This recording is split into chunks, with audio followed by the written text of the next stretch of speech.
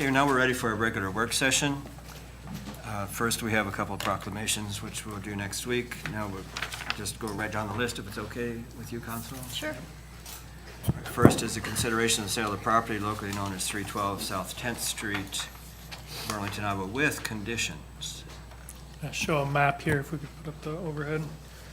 This again is property acquired through our abandoned building program located just north of Maple Street.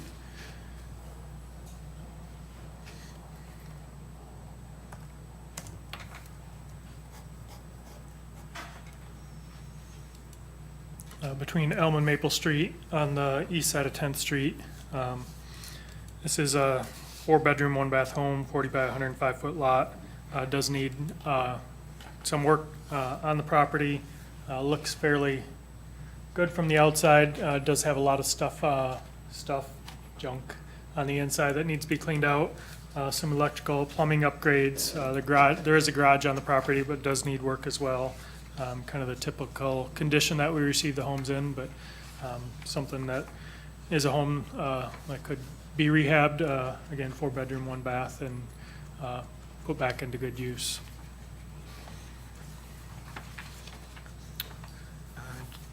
Do we have any bids on this yet? Currently have one bid on the property and others interested in it. Okay.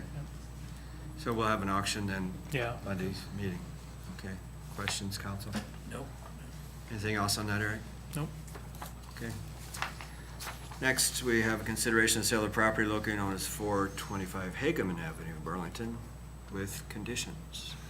This is located at the northwest corner of Amelia and Hageman. It's a vacant lot. The city demolished the home quite a number of years ago, 8-10 years ago, acquired the lot just a couple years ago through tax certificate. Have had some interest in the property, but no one's come forward to purchase the lot until Southeast Iowa Housing, Inc. Did make an offer to purchase it and build a new home on the property. Similar to the home they rehabbed on South 9th Street, having similar conditions and covenants. Would have to be constructed and sold to an owner-occupied individual meeting the 80% median income guidelines. So would be able to get into a home ownership situation with this lot and have a new home on the lot that has been vacant for over 10 years. Currently, that's the only offer on the property. Staff would recommend any offer meet those same conditions of building a new home, being sold to an income qualified homeowner. So I assume that means there has to be some limit on the price or value of the house that they build. Yeah, I guess it depends on how they can or individual qualifying for a new home, but they do have grants and other programs that are available for them to buy down the Right. Okay. homeowner assistance cost for them. Okay. I just drove by that house on South 9th on my way here, and that turned out really nicely, so I have confidence that this group's going to do something good over there. Yeah. Questions, comments, Council? No. Moving on. Public hearing, consideration of an ordinance rezoning outlot 3 of the Swisher subdivision from R1 single-family residential to R2 single-family residential transitional district. This is the outlot Mr. Cahill's looking to subdivide. Currently it's zoned to R1, single-family residential, looking to rezone to R2, which is the zoning to the north and predominantly along West Avenue. That would allow a mix of single-family and two-family or condominium dwellings. If he so desires, he had expressed interest in having maybe 4 condo or duplexes on the west side of the development. Also includes the lot just to the west of that on West Avenue. As you can see, there is R4 multifamily. Sunrise West is predominantly all duplex condominium as well, just to the east and south of this property. So it does fit with our future land use map. Did go to the Planning Commission, was voted 3-0 with 1 abstain to recommend approval of the rezoning to the City Council based on the planned use as single family and two family, location adjacent to R2 and current designation on the future land use map that allows R1 and R2 zoning. Someone who lives near there wanted me to ask to make sure that a quadplex could not be built there. No, just single family and two families, the most it could allow. Yeah. Okay, anyone? You okay? See any issues? Okay. All right, the next public hearing is consideration of ordinance amending section B, land use design criteria of ordinance number 3104 of the Burlington Senior Living Campus PUD. This is just the Rosebush Gardens Assisted Living on West Avenue, just to the east of Gear. This was rezoned in 1998 to a PUD to allow their current use. In that PUD in 1998, it did specify that the front setback for the front parcel should be 175 feet from West Avenue, which is much greater than our typical zoning requirements of 30 feet for R1 and 25 for R2, R3, and R4. The current owner is looking to do an addition to the property on the north side of the current structure, and has requested to amend the PUD to allow a 30-foot front yard setback, which would match our current zoning designation as R1, the setback requirements in that district. So this again went to the Planning Commission on September 19th, and they voted 4-0 to recommend approval based on the request of the applicant, continuity with surrounding land use regulations, and conformance to the zoning code. Sounds okay to me. How about you guys? It's fine with me. Just wonder why it was ever changed before, do you know? I'm not sure if that was the applicant's request at the time, just to have more front yard open space, or why that was stated that way. Okay. I don't see any issue there. Next public hearing is consideration of plans and specs for the Flint Hills Golf Course Pump House project. This is the pump house project, replacing the existing irrigation pump system at the Flint Hills Golf Course. Something we've had in previous years' budgets, spread over a couple years, trying to phase it in. Replace that with the current year's budget, just one project, doing it at once.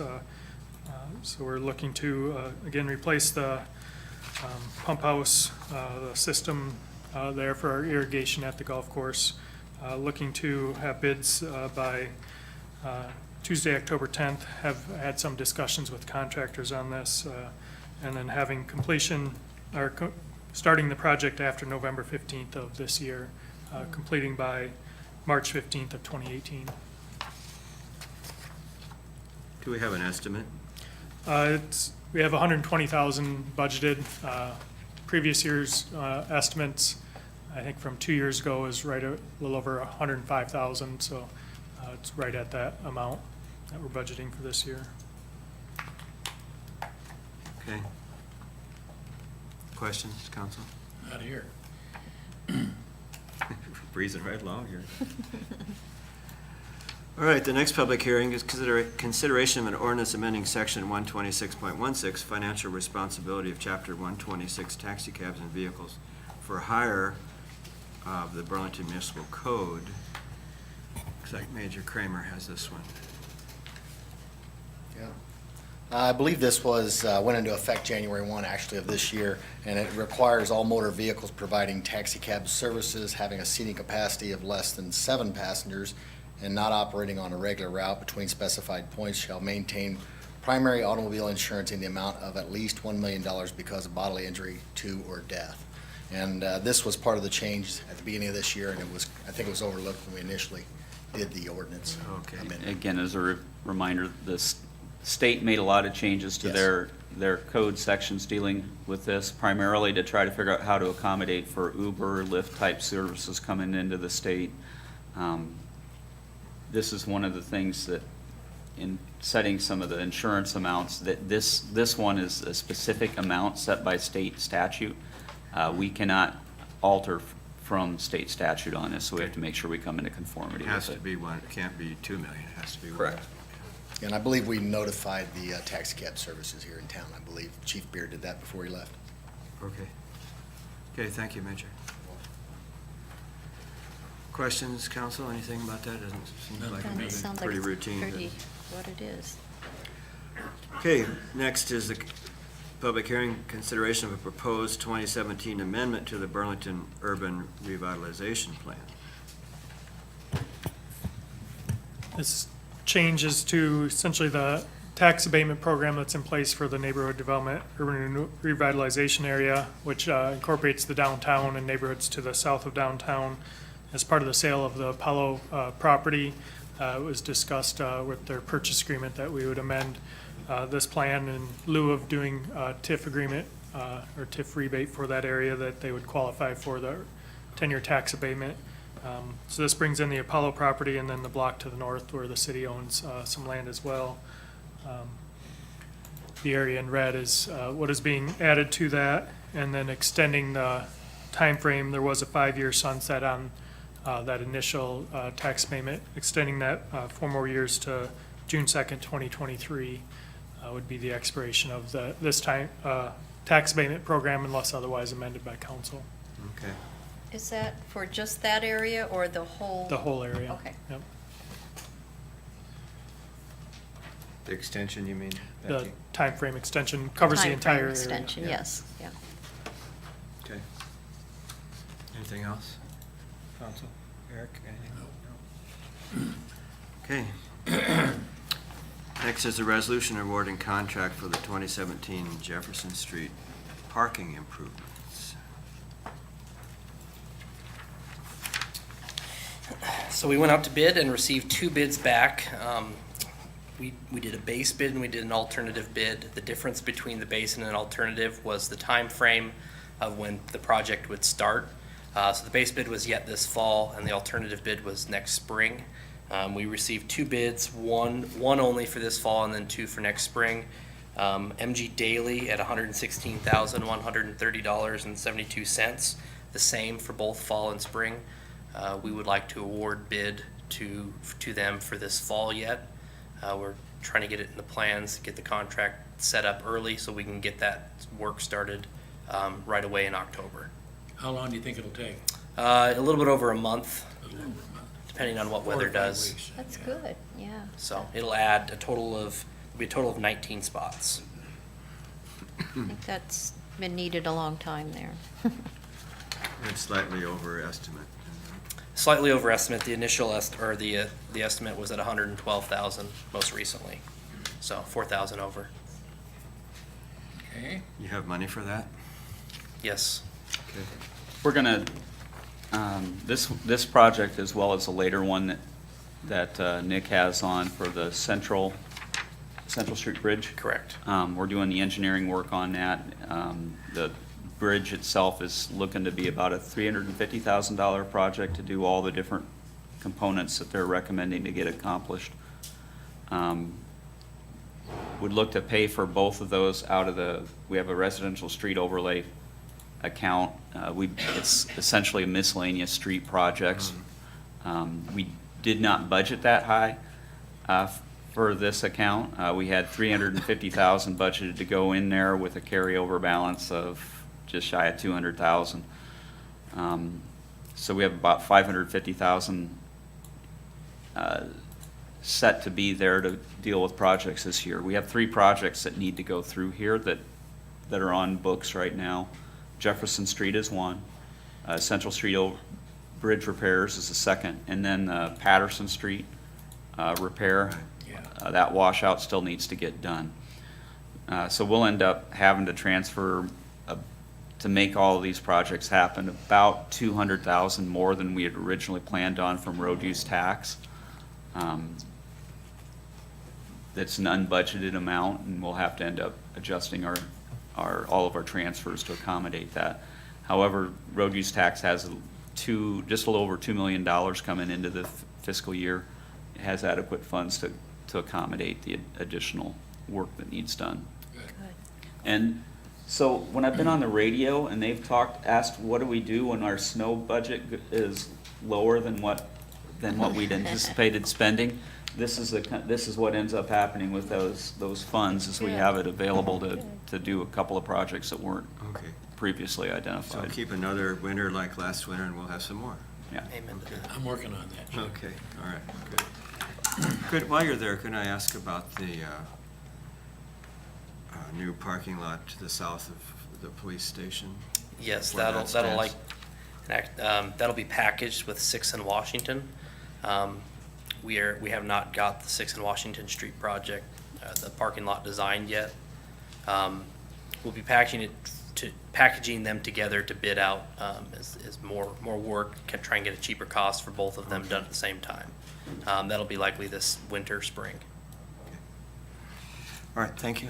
Yep. Anything else, council, on that? Thank you, Jim. Okay, resolution approving the preliminary plat of Park West subdivision. Okay, Mr. Tisland. This again is the area that Mr. Cahill is looking to develop off of West Avenue that we previously discussed, rezone from R1 to R2. Looking at 16 lots with a entry drive off of West Avenue, connecting up to the property to the south of that to allow future street connection through this development. That would eventually connect up to, there's quite a few dead-end streets in the area of this, I guess, undeveloped land, allowing future connection for those streets. Is providing for detention in the north west corner, and then the public street going north-south. Planning Commission. Yeah, this went to the planning commission as well, and they voted 3-0 with 1 abstain to recommend approval to the city council. Do we know if that other street's going to be connecting, or is there because there's no turnaround down there? I mean, there's always There's that a question. easement for turnaround at the bottom, temporary turnaround at the bottom of this development. Okay.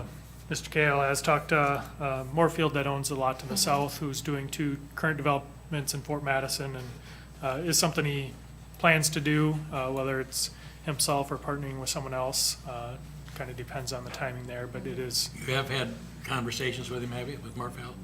Mr. Cahill has, and we've talked about that, about the Okay. future development of that area. And so where would the street end up going south then, assuming that he developed it?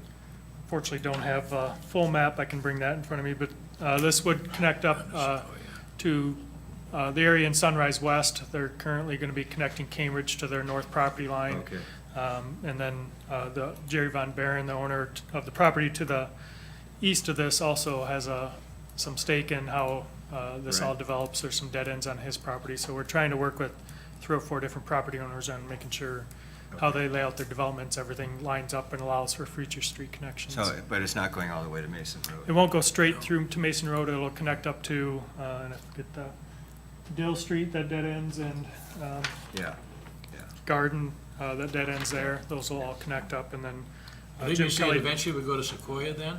Yeah, Sequoia, Gilbert, Jim Kelly Drive are all Okay. east-west streets that dead end currently that'll cross through, and how that all lays out. So he'll have to put a temporary turnaround until that is, the rest of it's There's an developed? easement for a temporary turnaround down there, yeah. okay. That's all good, as far as I'm It's a concerned. big project. Yeah. You okay, folks? Oh.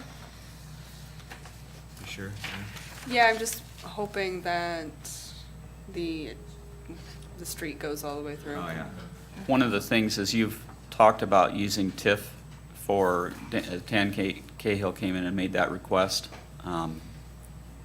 We're looking to present a plan, or present an urban renewal or Renewal plan. revitalization. Urban renewal plan. That would encapsulate all the properties that would have to be part of it to get the street network in, Yeah. that he's You mentioning. have to do that. So that you have that incentive there available to all of them, but probably at the same time having some level of requirements that they help make those connections work at the Sure. same time. Absolutely. Okay, anything else there on that one? Next is a resolution approving the final plat of the 15th edition to Flint Ridge Business Park subdivision. This is a 1-lot subdivision on the northwest corner of West Burlington Avenue and West Avenue, just to the northwest of the current cul-de-sac, which is located here, being subdivided by the Greater Burlington Partnership. And 1 lot, 9.58 acres, there at the corner of the two streets. When they did the platting, they found that West Avenue hadn't formally been platted out, so they have a Lot A showing the West Avenue right away for, that is part of the city, but again, no new infrastructure needed to access the site. It does have access off West Burlington Avenue there. And then the hashed line there is the property that the city previously acquired for the roundabout. Are there possible plans for that property, or you just? We haven't, Yeah. our department hasn't seen plans yet, but this is generally a first step in something. They're working on Good. it. Yeah. I like that sound. Any questions about this one? Comments? No? All right, then the final one is a resolution approving agreement between the City of Burlington, Iowa, and Burlington Post 52 of the American Legion for use of banquet rooms, storage areas, and an office at Memorial Auditorium. So this is the lease that was presented, I think, 2 weeks ago at work session, so, with the Marines, not the Marines, sorry, the American Legion. So I know we have a representative here. He can, I think he has some requests or some items that he wants to discuss with you regarding the lease, so.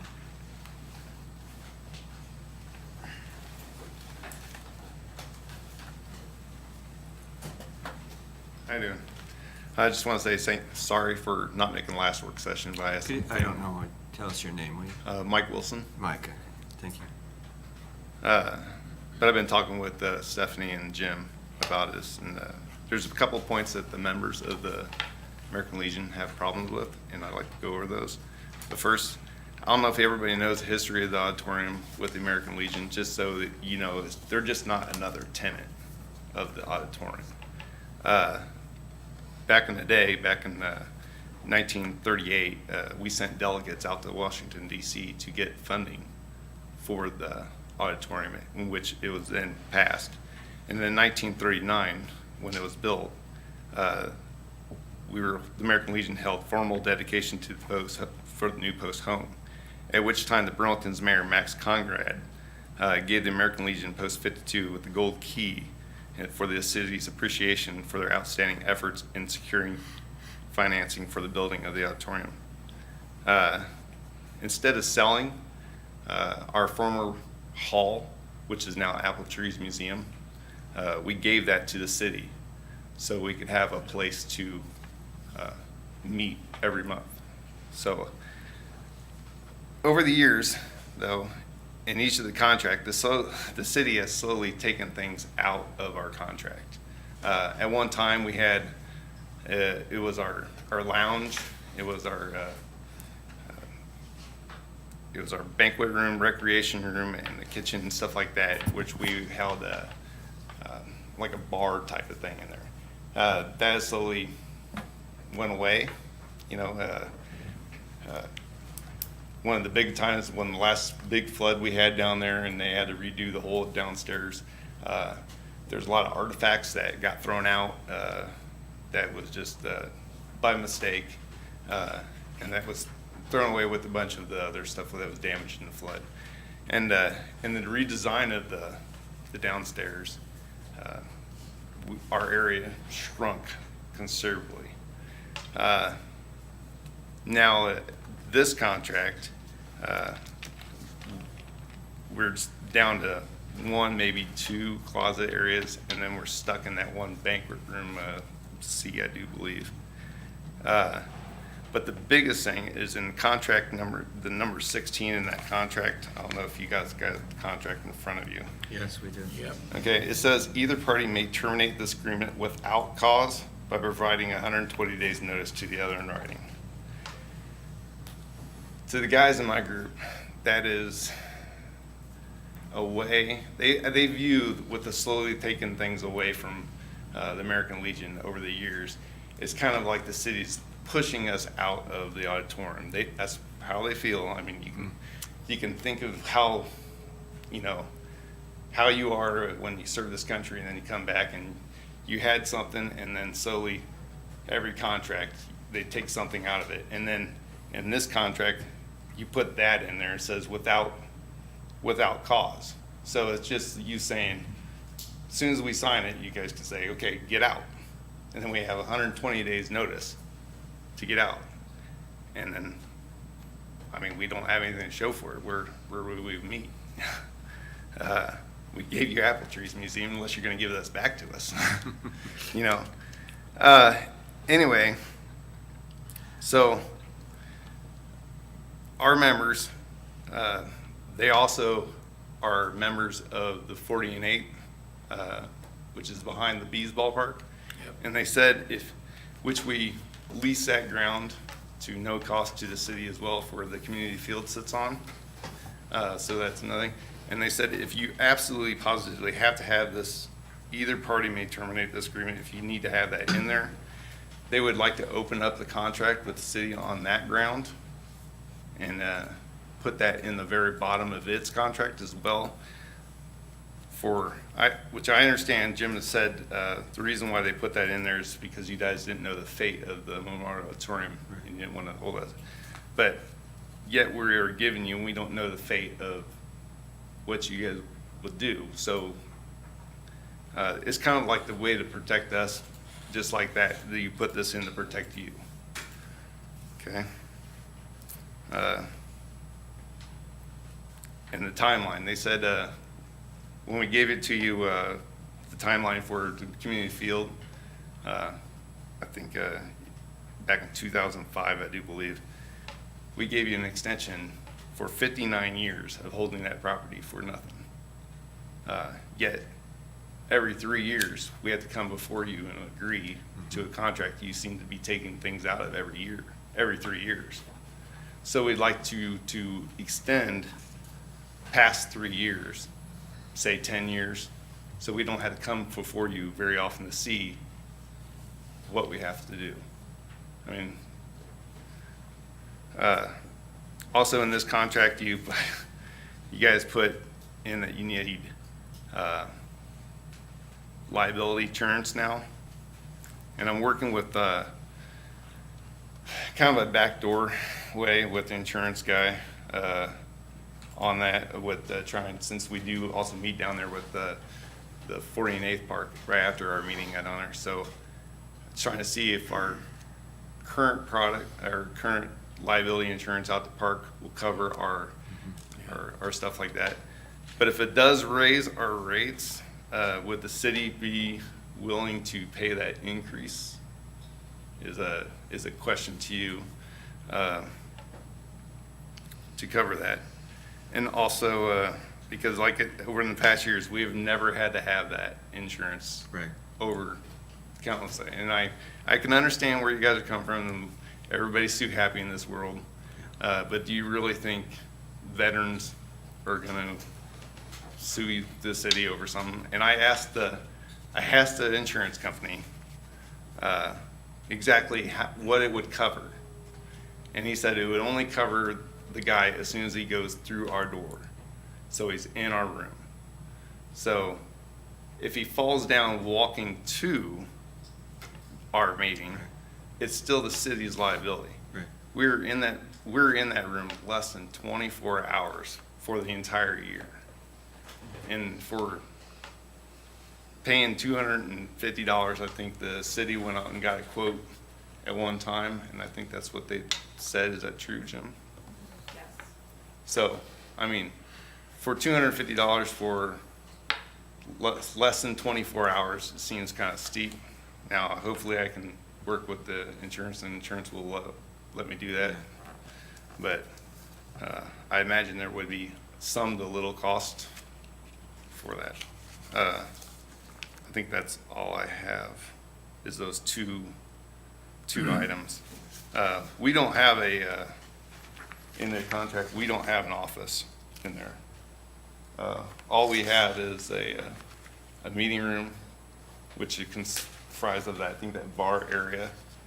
And then we have the closet off the bar area, and then one closet off the main banquet room. We used to have another one, but that was taken away 3 years ago. And how often do you meet? We meet once a month. Once a month. And what's the size of your membership? The size of the membership, we are 63 people, But like all veterans organizations, we have a hard time getting people down to the meetings, just because of age and stuff like that. We have actually we have a World War II vet that comes down every month. Yeah. And then we have a bunch of Korean vets and stuff like that. So the amount of people that show up, I would say range is only probably about 8 people. I mean, it's really, really little. And so it's kind of a struggle to get the guys in there. But the one thing we do is an early bird dinner, which is coming up in November, and which is all it's kind of like a thank you to them for being part of the Legion, and we give it to like a Thanksgiving meal to them for free and stuff. So do you have membership dues, or how do you We finance do have what you're membership doing? dues, and it goes to American Legion. They're a national organization. And they put the dues out, and what they is like everything else. You have some of your dues goes national, and some Right, of them stay right. local and stuff like that. We keep our dues pretty low. I think it's $50, and I think most of that goes to national, and then we keep our little bit here. So, in which there's a lot of things that scholarships and stuff like that money goes to, nursing, and we've done certain things around here for, with American Legion. We've done the flags in the library recently, out there in West Burlington, that Veterans Park. Right. Yep. We dedicated the national flag. That we put that pole up in our flag there, or not our flag, but Right, flag right.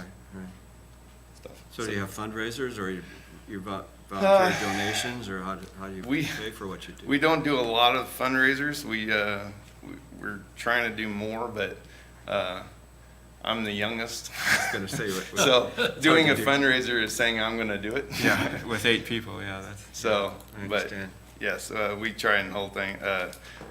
One of the recent ones is Walgreens. They did like one of their, when you check out, they ask you if you wanted to donate $1. They do that for us, and Well, that's we nice. get a little bit of money from them, and Yeah. which is nice Right. and stuff. Well, thank you very much. Well, thank you, Mike, and thank you for serving. No problem. What do you suggest, Jim? Out of the points, these were added by our city attorney and have been added to most of our contracts with different groups. And, the one on the liability side is one that really is there to protect the city and our community as a whole. And wouldn't recommend making a change on that. You could certainly make a decision to do something on his request that you pay for it. However, we don't do that for any of the other groups that we ask or require to have insurance down there, including the Marines. The 120 days notice is one that, the main reason that I would think that you'd want something like this in here is if you do look to close the auditorium down. If you're in a position where you're saying that we're not looking to close that down in 6 months, but you may consider it, say, 3 years down the road, you'd be in a position where you could say that that's a term that you wouldn't need to have in here, given that it is a 3-year contract. However, one of the things that will come up at the October 12th meeting, combined meeting with planning and zoning, that's one where through the Brownfields assessment grant that we have, the contractor on that is, one of the things they're going to be talking about is catalyst sites. Is that the right term? This has been identified as one of those catalyst sites. What happens with this area long term? How do you look to handle it long term? It's seen as a spot to be at least considered for how are you going to utilize this in a way that magnifies your waterfront. Do you continue to operate it the way it is? Do you look to enhance what you do down there? Do you look to do something different with that site? Because they're identifying it from an outsider's perspective as one of the spots that we're not necessarily using to the best advantage, I think is a correct way to, I haven't been involved in those discussions, but, and it kind of matches the discussions you've had over the last few months with the auditorium. What is the long-term usage of that spot? You know, given the funding that we received a few years ago, it doesn't make sense at this time to demolish it and do something different with that site. And that's one of the things that we brought up, that it didn't even make sense for you to consider that. However, you get 3 years down the road and you're still under funding constraints, and maybe it does. Maybe part of that discussion as a catalyst site is are there ways to have a different structure there that meets the needs of all the groups that are currently using it, but maybe in a different way than what it currently does? Or maybe there's a different discussion. It's hard to know, because this isn't the council that's going to be here at that point. I mean, it's going to be a discussion, I think, that's going to go on for over the course of the next few years.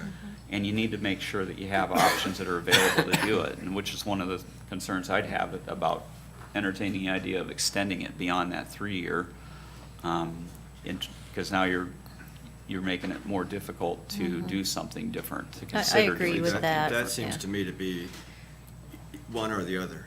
Either you want a 10-year, but then you'd have to have the 120 in there, or you can leave it 3-year Yeah. and don't put the 120. Probably the thing that I don't like about the 120, maybe you can explain what it says without cause.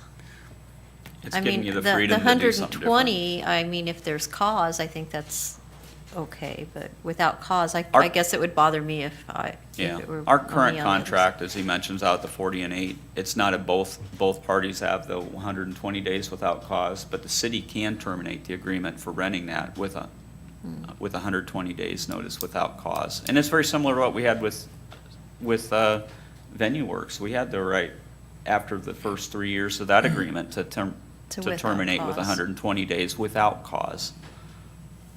Well, I guess I'm wondering if you were doing something different down there, wouldn't that be cause or not?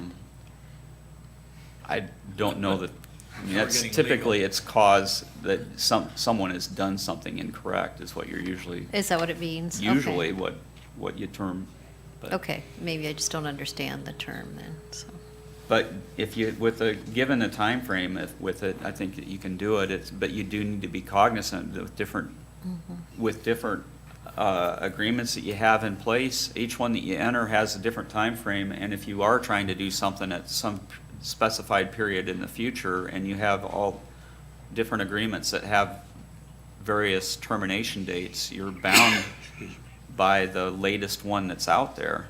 And if you never have a fixed window where those happen, that's kind of what the 120 days allows you. If you have it in all of those, that you have the ability, if something does come up and you have to change what you're doing, you can make it occur. Bless you. Just to let you know, the Marines is actually the same time frame as this one, because we've always done them at the same time. So you'll see this one has the expiration date of May 1st, 2017. The Marines we approved their agreement back in June. That's when we started working on these. So we've leaving the terms the same, so they will end at the same time in the 3 years. And they have the 3 years worth the 120 days. Their agreement is identical. Okay. They just approved it. We knew they were fine with it, and we've just been kind of Okay. having discussions with Mike on this one. So they will end at the same time if this one gets Okay. approved. Yeah. Well, I think he brought up good points, but I do think that it is always out there that something, that's, maybe things will change down there, because Yeah. it does cost a lot of money to maintain that building. Mike has a comment. It's true that the Marine Corps and the Allegiance is the same agreement. The only problem being is that the Marine Corps gave you guys nothing. We gave you Apple Trees Museum.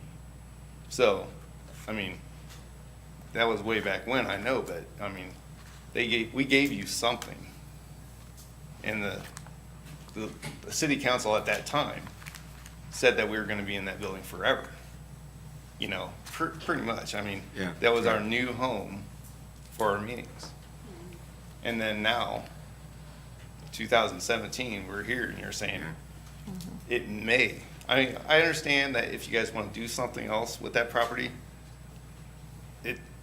we're not saying that If you close everything else, we're not gonna make you keep it open for us. But you understand where that without cause comes into play. It's like, Sure. if you sign it, we can kick you out anytime we want. Yeah. And old men, they don't like that. Yeah, it's understandable. I shouldn't say that we can trade them back apple trees. No, I won't say that. Okay, what's your pleasure, council?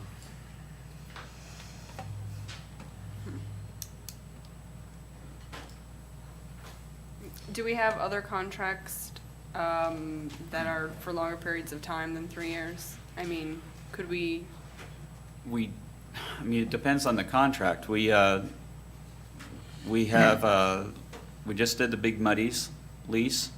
That was a new 25-year lease, and you got a different context. They're leasing the Right. land from us to have a building on, and you just have a new business that went in there, and he's trying to make sure as he purchases it that there's the ability to cash flow it and to cover a loan.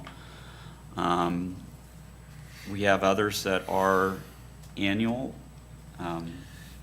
You have what's the Saunderson Park that's on here? It's a 20-year lease with the school district.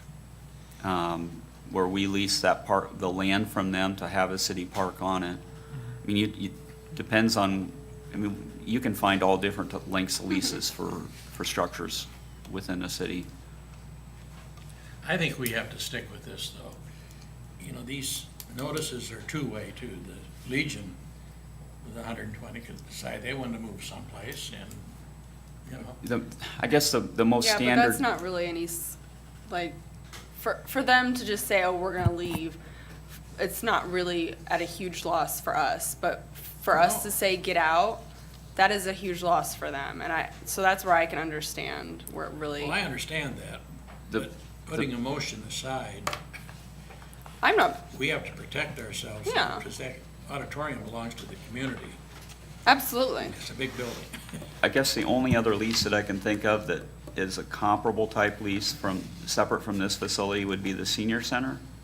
And that, I think, is a 3-year lease too. We just updated that one too. What's that? It's I think what? it was 3. 3? Yeah. Oh, Nick says it's 3 years, yeah. And that, for those types of leases, it is a fairly standard length. Fairly standard, yeah. I personally don't have, as long as it's going to stay 3 years, I don't have a problem deleting item 16. That doesn't cause me great heartache, because if and when any council decides they want to close the auditorium, it's going to take more than a year or two to get it done anyway, so. I like that. I do too. But the insurance thing, I don't see if we can get rid of that, 'cause Right. that's a standard thing we have to have. Would you consider paying it? I personally wouldn't, but Will our attorney have a problem if we do with this? No. I guess the question I would have is, if we pay that, are we gonna get asked to pay other Probably. liability insurance, so. Not that we wouldn't like to, but it's just, might open the door up to a lot of requests like that. okay, we have a consensus then, and we could drop item 16. Do we need to have a motion to amend then for? We'll or just you modify change it. Okay. Otherwise, everything's going to be the same? Yeah. Okay. I do gotta put that in front of my members, Right, you know, to be approved for next, yeah, I mean, we meet on the 3rd, so we meet next Wednesday. Yeah. And, which is after your guys'. I think the council will approve this from their side one way or another, whether you choose to sign or not would Yeah. be Correct. Right. That's what I mean. yeah, Yeah. that's fine. Okay, we got that, all right, we move on. Thank you, Steph, thank you, Mike. Consent agenda, nuisance abatements, as normal thing here. show you another. How many? 4 pages, 3.5? Resolution approving a refund of liquor license for Mississippi Freight House Corp. doing business as Big Muddies. I assume this is the previous owner? Correct. Yeah. Just change of ownership. Right, okay, no problems there. Resolution approving purchase of a street flushing unit for Public Works, Street and Sewer Division. Seems like Public Works is getting an awful lot of new equipment, doesn't it, guys? This resolution will purchase a street flushing unit, and I have an image, so if you're wondering what a street flushing unit looks like. So what it involves is we're going to, we have a chassis that we're going to put the tank and the flushing gear on, and it looks similar to that, except for ours is only single axle. We had a budget of $70,000. Through state bid came in at $53,531, so $16,000 under budget. So Didn't I see something like that down on Jefferson flushing some, or? you maybe have. We have one. We have one. and it's- No, you saw the reel in the back. You saw the combo truck. Okay, We've been working on some sewer on Jefferson Street yeah, there. just, I thought it had a big tank like that. Yep, it does have a tank. Okay. For the jet unit. It looked, yeah. Yep. Okay. We have one of these currently. What year is that? 1981. Oh, It's older than me. Probably overdue. It might be time. What, I didn't hear what you. A lot of things are older than you, Nick. A lot of people are too. Oh, well. Okay, counsel, okay. I'm good, thank you. Thank you, Nick. Come on there. Resolution approving a professional service agreement from Stanley Consultants to perform design of the Central Avenue Bridge retaining wall rehab. So the resolution in front of you will, actually Jesse did a slideshow for me, and I guess I didn't realize that. So we did bridge inspections in 2016. As you will notice, there was a wing wall that had some bricks laying up against the side of it to Right. hold it up. It wasn't really holding it up. If you want to hit the next slide. So what is called for is 3 different levels of work to bring some of the conditions back into a status that will help preserve the life of the bridge. I think I've said this before, but I want to re-clarify. There's nothing wrong with the bridge from a structural standpoint. There are just things that we need to do to continue the lifespan of it. And so one of those things is the gap between the bridge decking and the approach. A lot of that's worn away, and you can see that there.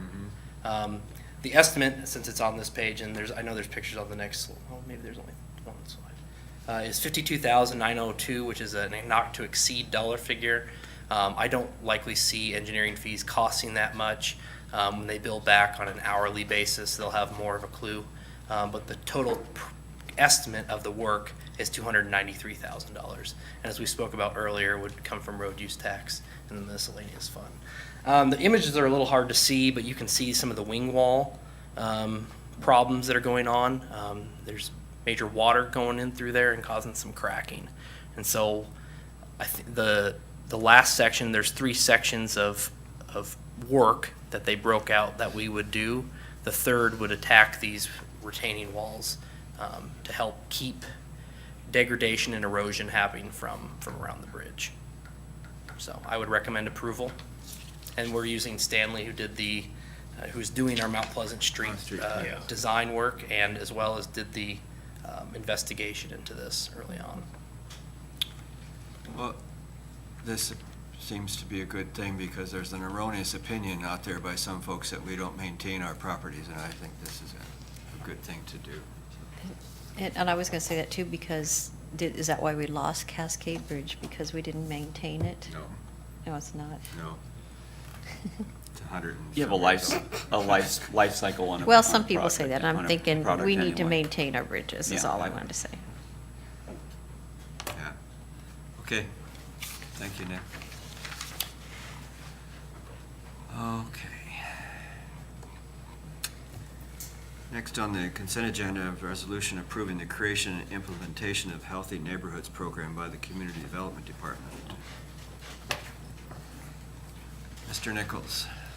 So this council and previous councils has made it a goal to improve the appearance of the community. There's pockets scattered throughout town where obviously properties and neighborhoods have declined and they don't look as good as they once used to. And we've traditionally responded to that by nuisance enforcement, and we just hired a new part-time nuisance officer to increase that, which is good. We can get a lot done there. But nuisance enforcement can only set a bar on a property appearance. You're never going to make a neighborhood look beautiful, but you can make it look okay. So this program is taking a bit of a different approach to that, looking at breaking some of the disinvestment cycles that occur in neighborhoods. And what I mean by a disinvestment cycle is, say somebody temporarily loses their job, they're not able to paint their house, the paint starts peeling and chipping, and it looks like the house looks worse and it kind of degrades the value of the neighborhood a bit. Their neighbor might see that and say, okay, they're not putting money into their property, I'm not going to put money into my property because I'm not going to get it back. Now say that same person who lost their job then gets a new one and sees that their neighbor has stopped maintaining their property. They might decide to just let their property go, and then maybe someone across the street sees these two people not maintaining their properties and they decide not to maintain theirs because they won't get their investment back. So eventually you have these areas where this keeps snowballing and snowballing, and you have a cycle of disinvestment that just traps these pockets in this continuing cycle where people aren't putting money into their properties. So this program, what it would do is if you can get at least 5 property owners together in a block or a 2-block area to do exterior improvements such as painting, siding, a new porch, new landscaping, we would match the first $1,000 of investment for each of those property owners on those projects. You would infuse new money into the neighborhood. You would improve the appearance of a small area all in one go. You would build partnerships between neighbors who would be working together to get this money and then to improve their properties. Now, I'm not asking for money for this program right now. I will come back during budgeting time to talk about that. But what I'm asking for now is that the council just approve the outlines and the bones of this program, because we are asking for money from community foundations, and I want to go to them and say the council is okay with this, so if they want to give us money, this program is in place and they can trust that we will use it on this program. And there is, you have the map with you, Eric. Yeah, Annette, could you switch over? So I would like to concentrate this activity in this area, which is about 90% of Burlington. There are a few areas, there's a few areas left out, and I'll explain why I did this. So we're asking for contributions from local banks, and for local banks to give money, they have to qualify under the Community Reinvestment Act, which says that they need to invest in low and moderate income neighborhoods. Now, all of Burlington is not low and moderate income, but many of our neighborhoods are. So everything in this red area is 52% low to moderate income, which is above their 51% cutoff. So I'm limiting it to this area mainly because our problem areas are inner Burlington, and because if we want to get banks to contribute, we need to keep it above 51% LMI. That's good. I like this. Good thinking. I hope this works. But is 5 too many? So this isn't our original idea. Unfortunately, we can't claim that. We borrowed it from Oswego, New York, who has been doing this for about 5 years now, and they have 5 properties as their limit.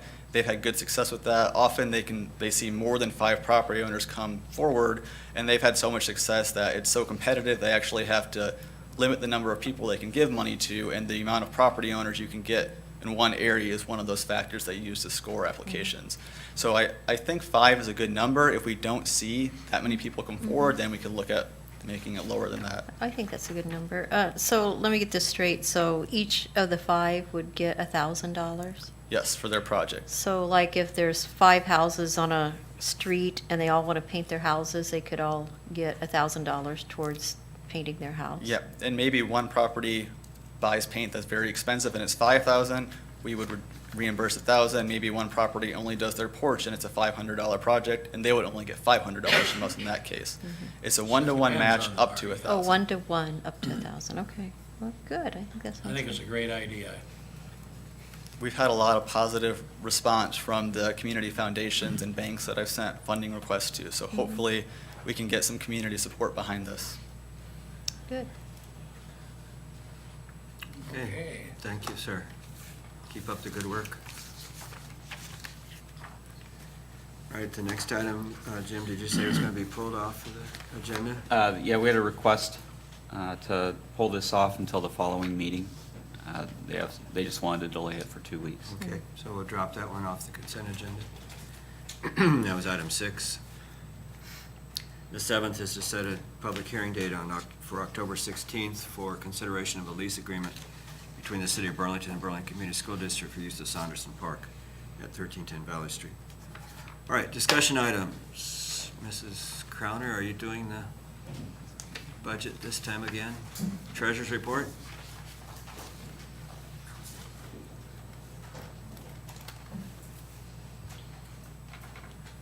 Okay, again, there's 2 treasurer's reports in your packet. June's, because we're still working on it, and nothing, I mean, I've accrued everything back now. So I think, for the most part, that the numbers that are in front of you should be good, unless I run across something else that we have to move around, but, so June, that's June. And I didn't know if you guys had any questions. I mean, it hasn't really, it's improved from last time. Improvement is good. And then August is also in your packet. So I would say August, like revenues, a lot of those, again, get accrued back. I was still accruing things back. So when you get to that, the revenue sheet that shows like the percentage, the ideal percentage where we're supposed to be, Right. those are kind of skewed because of what we accrue back that belongs to back to last year. But nothing that's out of the ordinary. And Oh, okay. You remember the days Bob and Becky went with all those parentheses were around everything? Yeah. Isn't it great to see that? Mhm. Yeah, It is. It gets better every year. yeah. Yes, Thank you, Jim. Thank you. thank you. Thank you, council. You do have a lot of extra cash sitting in different projects right now. We've got money borrowed for the PD building that's got Yeah. $4 million for that project that still hasn't been spent. We've got $5 million for the flood wall that still hasn't been spent. But that will be being Those spent, will- so Just don't think that sitting there's there. huge numbers sitting out there, they're all spoken for. Don't get big eye, wild. Yeah, eyed. no, they're for projects going on, and, and then like some of the other things that are in the capital projects that have, that we don't have money in right now is because there's timing issues. It's grant money or loan proceeds that we're gonna get, or, Mhm. but nothing that stands out that we don't have, that we don't know where that money's coming from or going to. Like the RISE grant thing is coming through too, right? Yeah, because those are all reimbursement basis, so we spend the money first, and then I have to, so there's always that timing. Okay, All right. Good. thank you. Thank you. Thanks. That microphone sure doesn't pick up some people very well. I move we buy a new microphone. I think it is. She's pretty soft-spoken. Yeah. But if you get close enough, it's all right. Yeah. Speaking of Roundabout, I heard a lot of really positive comments about Roundabout. You have? Oh, yeah. So, I think it's Yeah. great. Yeah, a lot of really I haven't positive. heard any negative, I guess, so. Okay. Last on the discussion items, a presentation about the Memorial Auditorium. Mr. O'Neill, do you have anything you want to say first, Jim? Or- No, just, we've had our ongoing conversations with what is the future of the auditorium. Yeah. You've had a presentation from American Music Festival, which is Steamboat Days, and they're planning on being able to come back with some further discussions the following work session. But Mike also wanted to be able to make a presentation for an alternative structure for management of the facility, which is the purpose for your visit here today. That's why I'm here. Does everybody have a copy of my proposal? That's in the packet. Yeah, it's here. Do you have one to put Yeah. up on the? She's gonna switch it, yeah. I'm Mike O'Neill. I'm current operations manager, technical director down at BMA. I'm also the owner and operator of Thunder and Lightning Productions. It's a sound and light company as well as a mobile staging, full production company here in Southeast Iowa. I'm a 1993 graduate of BHS. I attended a recording and live sound school in Minneapolis, Minnesota called Music Tech at the time. It's now called the McNally Smith College of Music. It's moved from Minneapolis to St. Paul. I attended that and graduated with a degree in recording and live sound. After that, I traveled on the road for 5 years with multiple bands as a sound technician as well as the road manager. Understand a lot of the duties that come with bands coming in, their requests, their requirements, and stuff that they look for from buildings and venues when they come in. I worked at a couple Iowa casinos as sound and light technicians as well, with more experience with working with entertainers and bands coming in with more requirements and stuff like that. Over the course of 20 years, I've run a lot of shows, helped put them on, done production for them. I have a very good understanding of what it takes to put on a show, from small shows to large shows. Currently a technical director for Civic Music for the past 5 seasons. Before VenueWorks took over the building, I was asked by the city to help run the building between the current Michael Courtney running the building and VenueWorks signing the contract. I was asked to come in and just run it, to take care of the shows, make sure the shows got handled, everything was taken care of. So I've been in the building for a long time. I feel that I'm equipped with the efficiency and effectively to manage the building. I love the building. I believe in the building. I think there's a big, strong future in that building. Some of my goals and my visions for the Memorial Auditorium, the Port, and the Depot. One, I would create an LLC to run the audit the properties under, so it would be separate from anything else from my sound company or anything. Some of the things I would like to do, I would like to present some local shows down there for free to the public, where we just raise revenue from bar and concessions. We've done this just not that long ago down there. We did an outside show. We had 3 bands. We had probably between 500 and 800 people show up to this. We probably did $7,000 in bar sales and just in alcohol sales that just went back into the building. Some of the other things that I would like to do down there, car shows. We have the best parking lot in this town. It is a gorgeous parking lot. It doesn't get any better with the Mississippi River right next to it. As well as more bands, some craft shows, regional touring shows, some more business meetings and trade shows. I'd like to start with smaller bands, groups, bring them in and grow it. Maybe one day a Broadway show. The overall is to increase the number of events at BMA, market them, and the people will come. As they say, if you build it, they will come.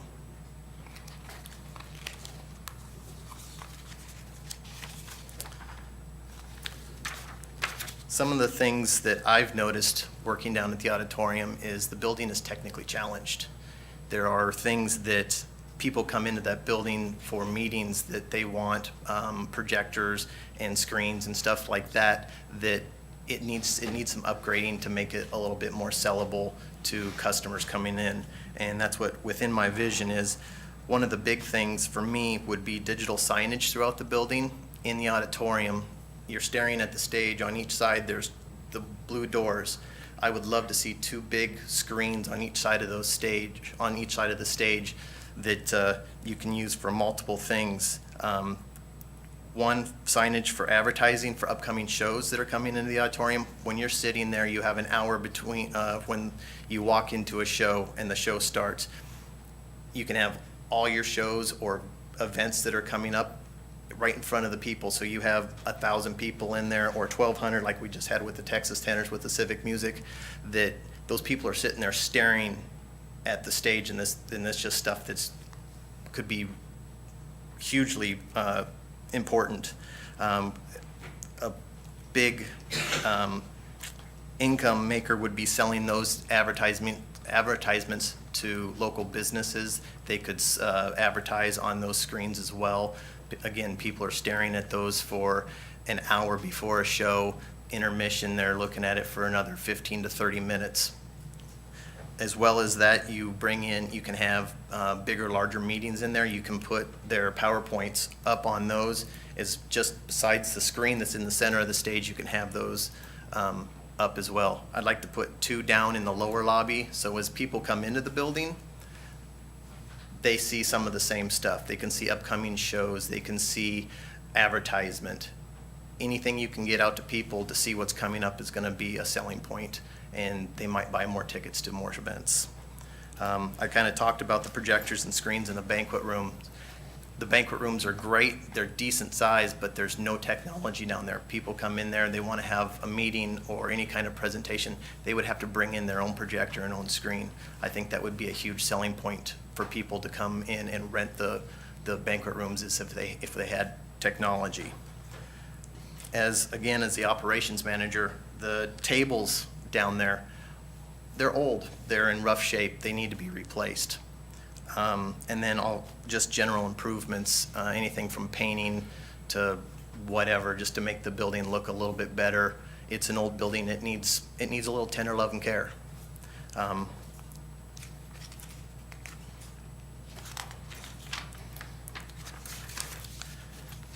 My proposal specifics, all the employees, all staff, booking, events, operations, technical management, stage management, basic housekeeping would be taken care of through the LLC.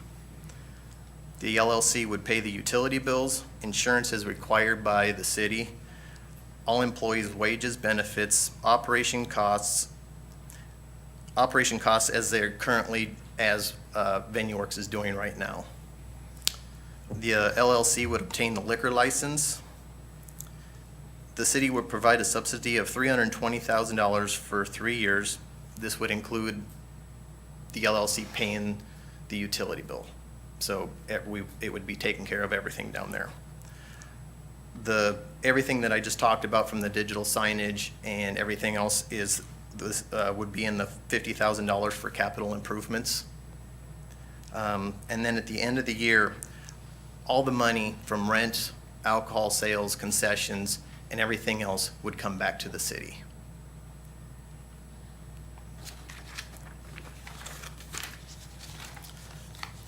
Some of the benefits of the proposal that I'm submitting here is the seamless transition from VenueWorks to LLC, all the experienced staff to remain. Everybody that I have down there right now, they know how to run the building, they know how to run the bar, they know how to clean it. We know how to, all the stage hands they already know it all. They're all willing to stay. From me talking with them, if we run it, that they would stay on with me. I have a positive relationship with the current community groups, Civic Music, Snow Bowl, Steamboat Days, some of the promoters and artist agents. Good working relationship with the public works staff. They're great guys. I can call them and ask them a question, and they've helped me out in the last couple of years lots of times with stuff. The other thing is I would need no training on running the building. Being down there for 2 years plus, I ran the building, know I shouldn't say all, most of the quirks about the building, what it takes to keep it running, from turning the boiler on to shutting it off, AC, turning fans on. Just, we can hit the ground running and keep the building going from day one. In conclusion, I'm here to provide management, operation, and marketing services for the properties. I believe I possess the knowledge and experience to successfully manage and market the facilities. That's all I've got, and I'd like to thank you for your time. Any questions? I note that here you say the proposal specifics that you would employ all staff, book events, operations, technical management. But what experience do you have in booking events and working employees, et cetera? All the employees down there, as the operation manager, technical director, I've hired all my operations staff that's currently down there, the stage manager, my stage hands, I've hired them all currently. Everybody that works down there in those positions, I've worked them. I've helped with the bar and know how all that works, taken all the tips trainings and everything on that. So hiring the people, like I said, most of the people that are down there, I was involved in hiring them. Booking shows, I've booked, at some of the casinos, I've helped book multiple acts. I've done all the help read the contracts, negotiate the contracts, negotiated the deal on the price. I've done all of it. I feel like I could do it again. What would you do different than Venue Works? They obviously were not able to get the job done. VenueWorks, as an employee of VenueWorks, you know, they're a good company, but they don't understand our market. Our town isn't the town that you go out and bring in. I'll throw out the Pat Benatar show. It was on a Wednesday. It was an expensive show, and it was an acoustic show. People in Burlington aren't going to go see an acoustic show on a Wednesday night for that kind of money. If it would have been a full rock show, if you will, that people are going to go to work tired or have too much to drink and they're going to go to work the next day and be okay with that, as long as they're going to go see a good show, it's one thing. But we're a smaller market. You need to understand what people will go see. I don't think we should go after those big, huge, expensive acts. I think we should concentrate on the smaller ones, the $5,000, the $10,000 ones, get people in the door, get a revenue built up, and when we can afford, or if we can afford to bring in bigger acts, we do it then. We just don't come out of the gate booking $20,000, $30,000, $40,000 acts. Because when you book a $40,000 act, you have production on top of that, you have all these extra costs, so now it's a $50,000 show. That's hard to put down there when you only have 2,000 seats. It's your ticket prices that need to be $40, $50 to even break even just to pay the band. That's hard to do, and people aren't going to pay that.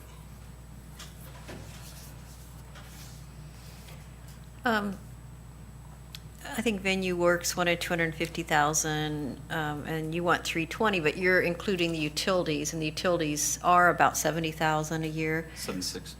Okay, I guess on one way I like that better because I think the person paying the utilities and the person in controlling the thermostat should be the same person. Absolutely. And I guess I didn't care for that.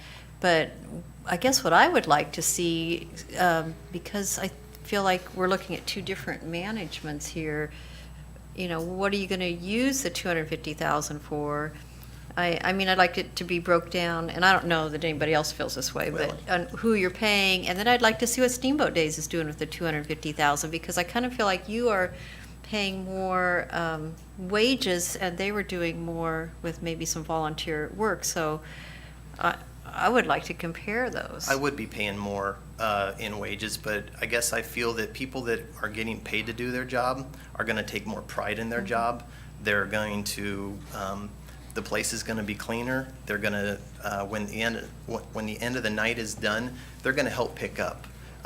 When you do everything on volunteer work, people don't want to be there. And I don't know if it's all volunteer, but I guess I know where that $70,000 difference is the utility, but the 250, I guess I would like to understand what these two different groups are using the 250,000 for. With me, I was looking, there's about $20,000 in insurance from the liquor license, the building insurance, and everything else. I think between what Venue Works has, just in part-time labor and full-time labor, there'd be about $140,000 in wages. I was figuring about $40,000 in marketing costs, and then just $50,000 to, I mean, anything from office supplies to cleaning supplies to day-to-day operations. You put those together with the $76,000, and that's where I come up with the 320. Okay. And so you're anticipating from year one to year two, $120,000 on the positive side, so you go to.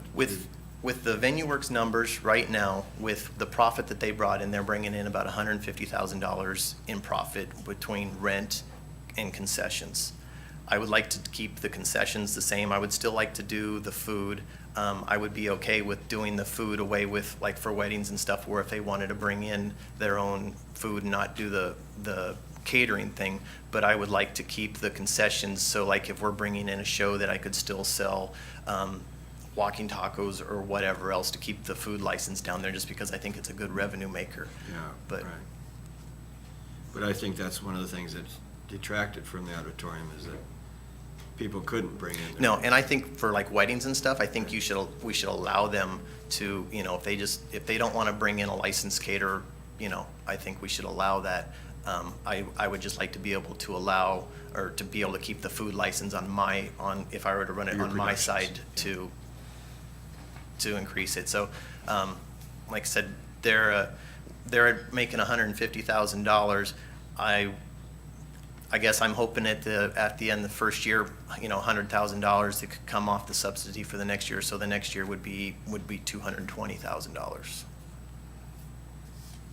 So what's the status of your LLC application, or are you? I haven't started it. I have my company for Thunder and Lightning Productions. It's not a huge. It's about $400 or $500.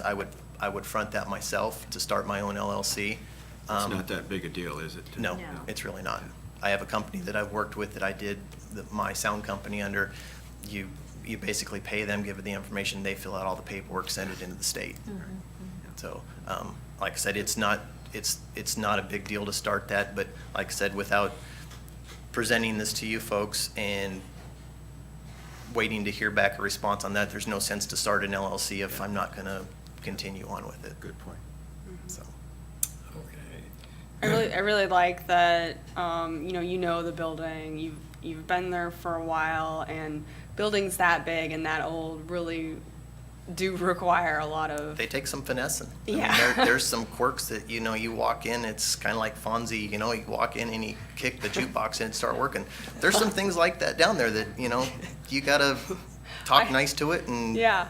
Well, I stood in the freight elevator for a little bit, trying to get some stuff upstairs. It can be a little tricky. Yeah. Now, you just said Nick doesn't understand who Fonzie is, so you're. Terrible. We'll get you a tape. I'm next helping year. myself.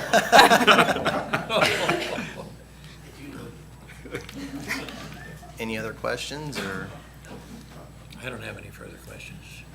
How would liquor license work?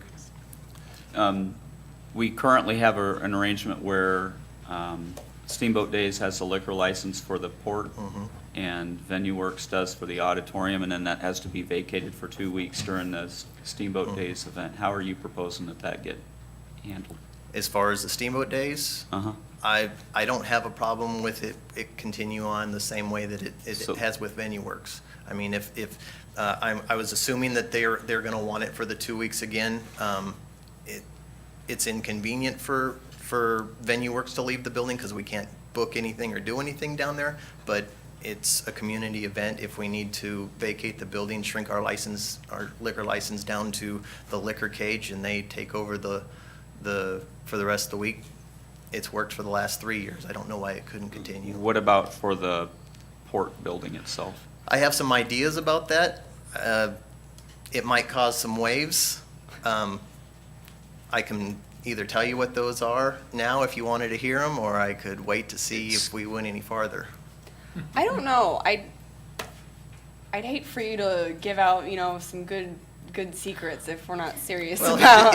it's some options. I have 3 different options on the port, and Okay. one of them's not going to make a group very happy, but there's an option in there that, I'll just tell you, there's 3 options that I see.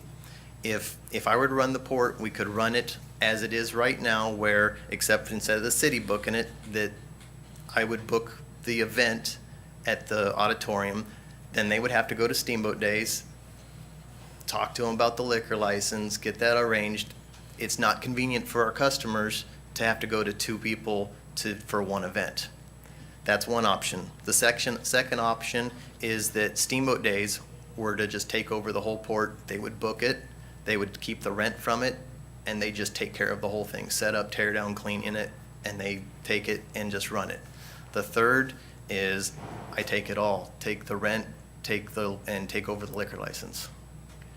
Which is obviously, from your perspective, the easiest to handle, and It is, and options 2 and 3 are the best for the customer. If the customer if it's a one-stop shop, if they can go to one place and book their event, talk about the liquor, get everything from set up to tear down handled, it's just that much better for the client. if they have to go to 2 different places as they do right now, it's kind of a pain. I mean, we have people walking into the auditorium and they're looking for Steamboat Days because, or this or that, or they think we're running the port when we don't. It's confusing for them. It's confusing for us. So, like I said, I think options 2 or 3 are the best. 2 is better for Steamboat Days, 3 would be better for the port. It would be, you know, if they would be willing to take over the whole port, the setup, tear down, cleaning, and keep the liquor license, it takes that off the plate of the auditorium. But that kind of defeats the purpose of running the 3 groups as one unit. Right. Right, yeah. I mean, the 3 facilities is Right. one unit. I mean, it would still take the responsibility off the city as far as running the port, because now the city wouldn't have anything to do with it.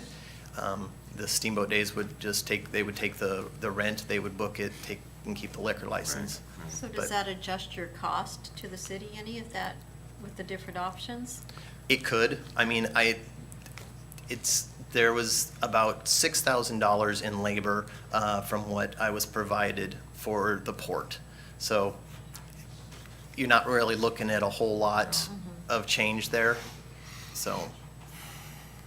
The other side of that, the revenue off of the liquor license, you don't know where that nets out under the 2 different scenarios. Right, and I don't have the It'll numbers some- for the port as far as the liquor goes, so I don't know. It's what- not a tremendously large number, but it would offset somewhat that savings.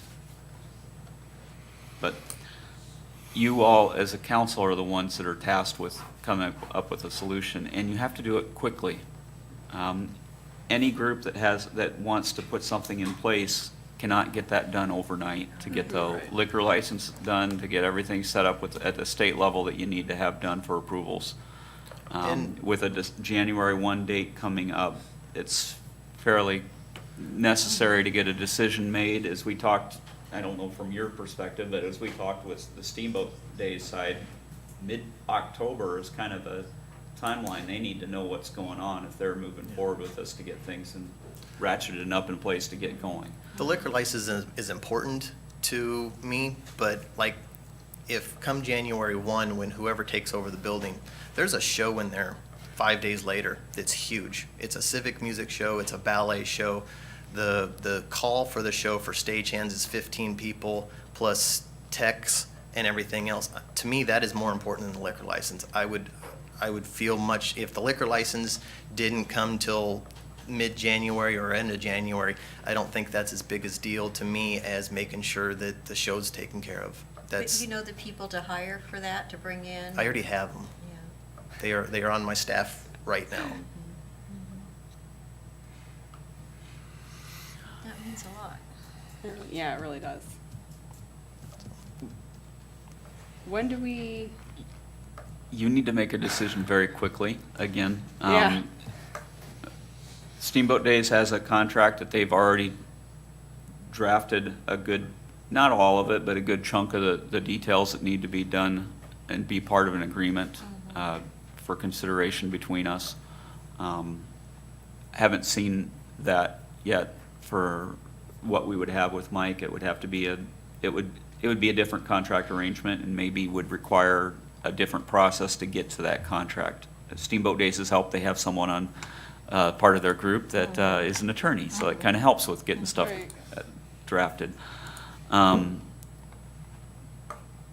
My guess is you've just heard from Mike. It would be kind of hard to make a decision tonight, but I would think that in 2 weeks that you would probably want, I don't know if there's additional information that you would like from Mike between now and then. So you have some representatives from Steamboat Days. I think that they've heard some of the things that you'd like to see in terms of how is that money being used in their proposal.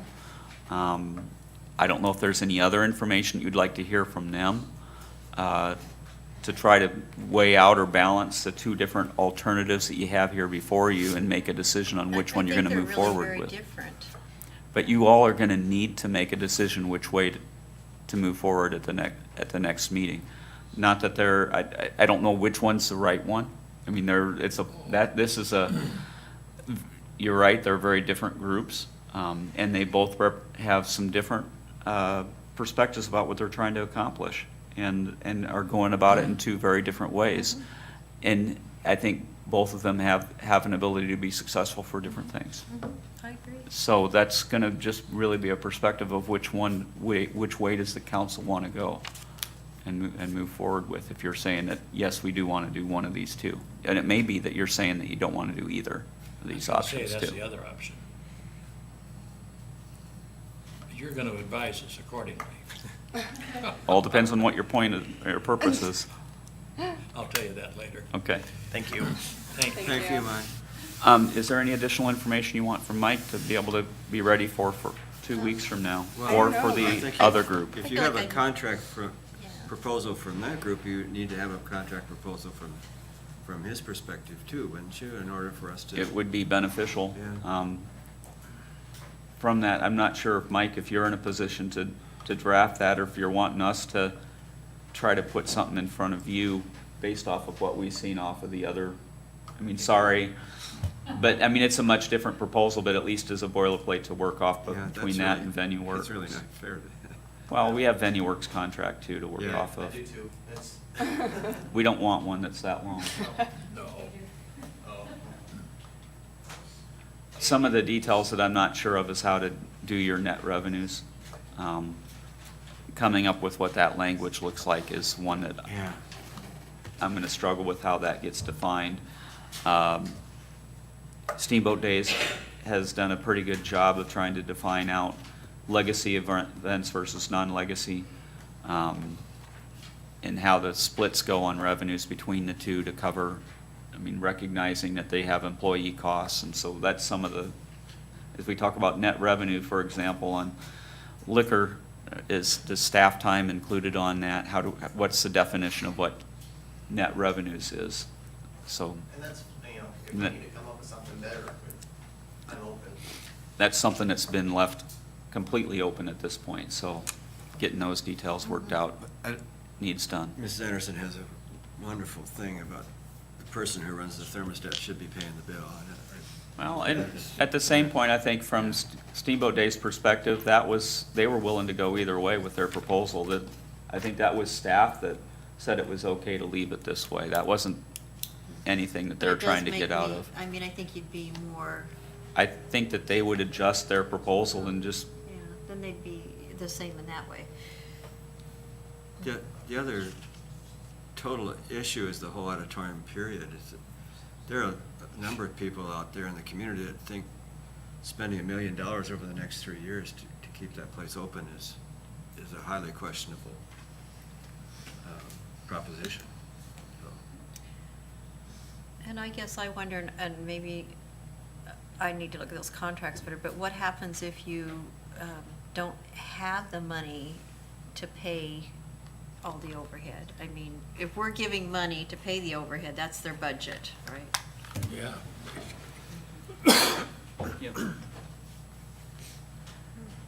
So we have our next work session, we've got to come up with something.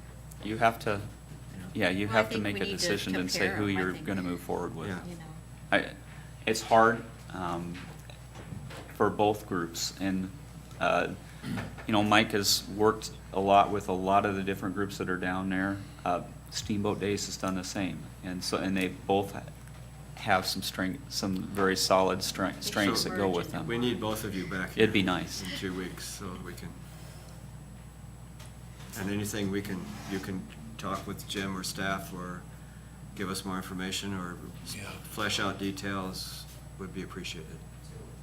Well, I certainly think it would be a good idea for Mike to have some sort of a contract to come, whether it's something we provide or whether it's something you can get for, I don't know, however.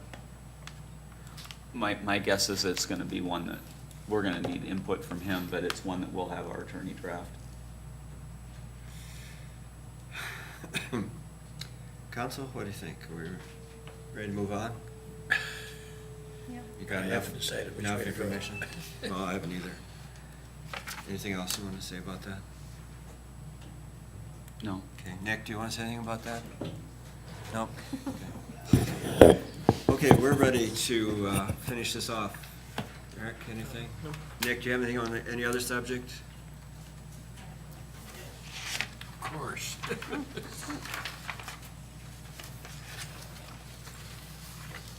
Couple things. For one, agency and West Burlington Avenue, I don't know if you've driven through that intersection, but the southbound traffic on West Burlington Avenue, the configuration is a little bit Yeah. wonky, I Yeah, guess. no It's not kidding. really necessarily a technical term, but we are going to be flipping that tomorrow. Okay. I know I've heard some complaints about that. Just a heads up that that'll change. Another thing that's pretty good, on Wednesday, which today's Monday, 2 days from now, I'll be delivering 6 more plows to be painted by the Burlington Community School District. Cool. 6 that. others, of which 3 are going to Notre Dame, 3 are at Great River, are currently on site, and they'll be painted. And Oh, good. so I'll have 12. Great. I had 3 last year, so That's a I'm nice pretty program. excited. I like that. I had the paint donated, so. I like that. And lastly, Fireball Run, it starts tomorrow at about 2:30 or 3 or something like that. You'll see traffic in the downtown area. There'll be very limited parking. You've already seen parking cones. There's a lot of parking cones up. I don't know how many in total, like 275 or something like that. They're everywhere. I didn't know we had that many. But you will see Jefferson Street pretty much be inaccessible. But it will be open back up Wednesday afternoon, so. Okay. Fireball Run leaves what time? Wednesday morning, I think there's a parade. I thought that was advertised. I think it's at 9:30 or 10 or something like that. Was 7 to 9. 9? Yep. 9. Okay. So right after that, Thank you. and it won't happen within 10 minutes. No. You, police, fire, you have anything? No. Okay, I'm good. okay. I want to say something about Fireball Run too. Good. I'm excited about it. Of course, I'm down on Jefferson, but I guess I wanted to say something about the mayor too, because I know there was, sometimes people saying maybe he shouldn't be on there. But I tell you what, I've already watched some of the streaming, and I've heard him already say things in favor of Burlington, and He's a good salesman. I think that with his witty personality, we're going to get a lot of airtime, and Yep. I think it's a big plus. That's all. I agree. Okay, thank you. I don't have anything, you were, Oh, one other thing, oh, yes. the wine walk's Friday too. That's right. How did I? Five Well, I to- just remember they were both in the same week. Is that 5 to 7 or 6 to 8? I think I just, 5 to 8? yeah. 5 to 8. I can drink a lot of wine. So a lot going on downtown this week. And the last farmer's market is Thursday. It is. Darn, fall is here. So I think you're signed up. I can't remember if anyone else was from council for Manufacturers Appreciation Lunch, Yes. Friday, October 6th. In regards to those snow plows, Nick is going to have them out on display at City Week on Saturday, October 14. City Day at the Park is 1 to 4 that afternoon, so please make sure that you have that on your calendar and keep track of that. That same day, the Y is having an open house from 11:30 to 1:30 to highlight the renovations that they've done on their building. They've received $100,000 through the state RIF grant, matched that with $50,000 from the foundation. I don't know if you still sit on that board or not, but a nice project that really transformed the entry into the facility. The whole place looks different inside. Yeah. It looks a lot newer and Yeah. more modern. Yeah. So if you get a chance, that's a neat thing to be able to participate as they do that little open house on that. That's all I have. Okay. Thanks, you folks. Good evening. Thanks, council.